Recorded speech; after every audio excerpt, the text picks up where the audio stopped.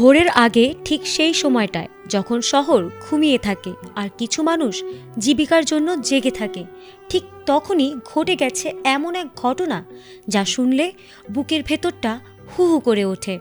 প্রতিদিনের মতোই নিজ দায়িত্ব পালন করছিলেন এক তরুণ। ছেলেটি হয়তো বুঝতেই পারেনি রাতের ওই কয়েক মিনিটই হবে তার জীবনের শেষ অধ্যায়। একটি তেলের বিল, আর তার বিনিময়ে ঝরে গেল একটি তরতাজা প্রাণ।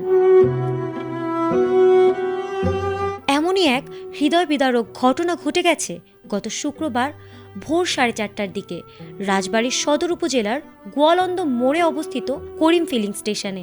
সেই ভোরবেলা পেট্রোল পাম্পের কর্মচারী রিপন সাহা একটি গাড়িতে জ্বালানি সরবরাহ করেন। অভিযোগ অনুযায়ী প্রায় 5,000 টাকার তেল নেওয়ার পর গাড়ির আরোহীরা টাকা না দিয়ে দ্রুত চলে যাওয়ার চেষ্টা করেন।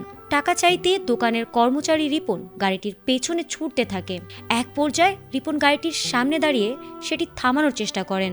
ঠিক সেই মুহূর্তে গাড়িটি তাকে সজোরে চাপা দিয়ে সামনে এগিয়ে যায়। গুরুতর আহত অবস্থায় ঘটনাস্থলেই তার মৃত্যু হয়। নিহত রিপন সাহা রাজবাড়ীর খানখানাপুর ইউনিয়নের সাহাপাড়া গ্রামের বাসিন্দা। নিহতের বাবা পবিত্র সাহা কান্নাজড়িত কণ্ঠে বলেছেন, আমার ছেলেটাকে পরিকল্পিতভাবে হত্যা করা হয়েছে। সে শুধু তার পাওনা টাকাটা চেয়েছিল। আমি আমার ছেলের হত্যার বিচার চাই। ঘটনার পর এলাকায় শোক ও ক্ষোভ ছড়িয়ে পড়েছে। খবর পেয়ে পুলিশ ঘটনাস্থলে গিয়ে মরদেহ উদ্ধার করেছে এবং তদন্তও শুরু করেছে। পুলিশ জানিয়েছে, ঘটনায় জড়িত অভিযোগে সাবেক জেলা যুবদল সভাপতি আবুল হাশেম সুজন ও তার গাড়ি চালক কামাল হোসেনকে গ্রেপ্তার করা হয়েছে। অভিযুক্ত গাড়িটিও জব্দ করা হয়েছে।